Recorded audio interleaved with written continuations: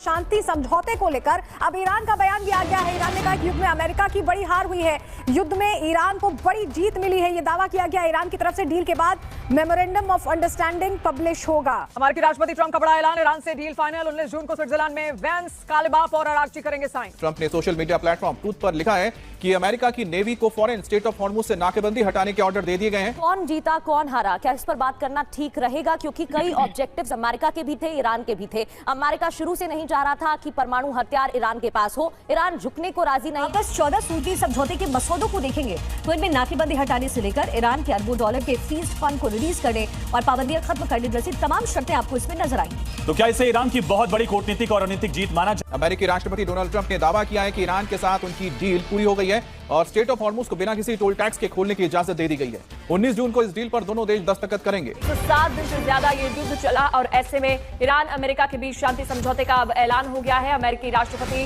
Donald Trump ने खुद Iran के साथ डील का ऐलान कर दिया है। इंटरनेशनल डिप्लोमेसी की गलियारों में एक बहुत बड़ा सवाल तैरने लगा। सवाल ये कि क्या 107 दिनों की जंग के बाद सुपर पावर अमेरिका बैकफुट पर आ गया है? क्या अमेरिकी राष्ट्रपति डोनाल्ड ट्रंप ने ईरान की लगभग सभी शर्तें मानकर घुटने टेक दिए? ट्रंप का बड़ा दावा, 19 जून की डील के बाद खुलेगा straight of Hormuz. US navy को हॉर्मुज खोलने की इजाजत हमेशा रहेगा टोल। अपनी पोस्ट में ट्रंप ने लिखा है कि दुनिया के जहाज अपने इंजन शुरू करो, तेल की सप्लाई शुरू होने दो। हालांकि पोस्ट में यह नहीं बताया गया है कि ईरान के साथ हुई डील में क्या क्या शामिल। 14 पॉइंट्स ईरान के आ चुके हैं। एमओयू साइन होने की बात की जा रही है और ईरान ने 14 पॉइंट्स दिए हैं।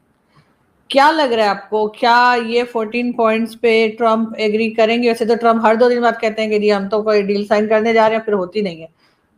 14 पॉइंट्स क्या हैं, अगर आप हमारे देखने सुनने वालों को थोड़ा सा बता पाएं। चलें सारे ना सही, 2-4 जो इम्पोर्टेंट पॉइंट्स हैं। और क्या आपको लगता है कि ये डील हो जाएगी? क्यों, मैं 14 आपने मुझे फॉरवर्ड किए, मैंने पढ़े उसको, और मैं बता देता हूँ। जो 14 बिंदु हैं या उर्दू में नुकात हैं, उनमें सबसे पहला है कि मतलब कंडीशन ये कि अगर ये 14 पॉइंट्स मीट होते हैं, ये फुलफिल होते हैं, तो फिर there is a possibility of agreement. तो ये मेमोरेंडम ऑफ अंडरस्टैंडिंग है। That means these points needs to be ironed out. These points needs to be achieved first in order to reach a binding agreement. ठीक है ना? तो पहला है permanent and immediate cessation of war on all fronts. किसी भी तरीके का युद्ध हो, हर जगह पे वो बंद होना चाहिए, इंक्लूडिंग लेबनान, यानी कि लेबनान, यानी कि जो इजराइल जो लेबनान पे अटैक कर रहा है उसको भी बंद होना होगा। तो अगर अमेरिका अपने हॉस्टिलिटीज रोक देता है, पर यदि इजराइल कंटिन्यू करता है लेबनान में, तो ये माना जाएगा कि ये वाला जो नुकात है, ये बिंदु जो है, ये फुलफिल नहीं हुआ। दूसरा है the US commitment to non interference in Iran internal affairs and respect for the sovereignty of the. तो ये तो पहले भी आई डोंट थिंक कि यूएस ने कभी इंटरफेयर किया था, तो ये है कि non interference from US. Second है complete lifting of the naval blockade within 30 days. जो भी नेवल ब्लॉकेड होर्मुज में है वो 30 दिन के अंदर उठा लिए जाएंगे। The US commitment to withdraw its forces from around Iran. जो यूएस को वादा करना है कि वो ईरान के आसपास से सारी जो फोर्सेज है वो हटा लेंगे। हालांकि एक बड़ा डेंजरस पॉइंट है, इसका क्या मतलब है? क्या इसका ये मतलब भी है कि वो अरब कंट्रीज से भी अपनी फोर्सेज हटाएंगे? But I mean it's open to interpretation. Reopening of the strait of Hormuz within 30 days under Iranian arrangements. 30 दिन के अंदर में स्ट्रेट ऑफ हॉर्मुज खुलेगा, अमेरिकन ब्लॉकेड वापस होगा, और वो जो अरेंजमेंट होगी उसकी, वो कैसे खुलेगा, क्या किया जाएगा, इसकी सारी जिम्मेदारियां जो है ये ईरान के ऊपर होंगी, ईरान के देख रेख में होगा, इस तरीके से कह लें। Suspension of sanction on the sale of oil petrochemical product. जितने भी सैंक्शंस लगे हुए हैं जो कि ईरान को फाइनेंशियल सर्विसेज को एक्सेस नहीं करने देता या उनके तेल को मार्केट में नहीं बेचने देता, वो सारे सैंक्शंस को लिफ्ट कर लिया जाएगा, उठा लिया जाएगा। Necessity of the US and its allies to present reconstruction plans for Iran amounting to at least $300 billion. Iran, America और उसके जो मित्र हैं वो $300 बिलियन का एक प्लान देंगे, जो कि ईरान के रिकंस्ट्रक्शन के लिए, यानी उनकी जो बिल्डिंगें उड़ा दी गई हैं, शहर जो उनके तबाह कर दिए गए, स्कूल, इंफ्रास्ट्रक्चर, ये सब चीज़ों के रिकंस्ट्रक्शन के लिए $300 बिलियन का वो कह रहे हैं कि यूएस और इसके अलाइज जो है वो एक तरीके से, I don't know are the amount, is it some sort of compensation perhaps आप कह लें, क्योंकि उसको वो इन्वेस्टमेंट नहीं कह रहे। Reconstruction plan is a sophisticated word for compensation of $300 billion. 60 days of the negotiations 60 days of negotiations to reach a final agreement based on nuclear issues and complete lifting of primary secondary UN sanctions. 60 दिन का समय है ये सब करने के लिए. Reiteration of Iran's commitment under the NPT treaty not to produce nuclear weapons.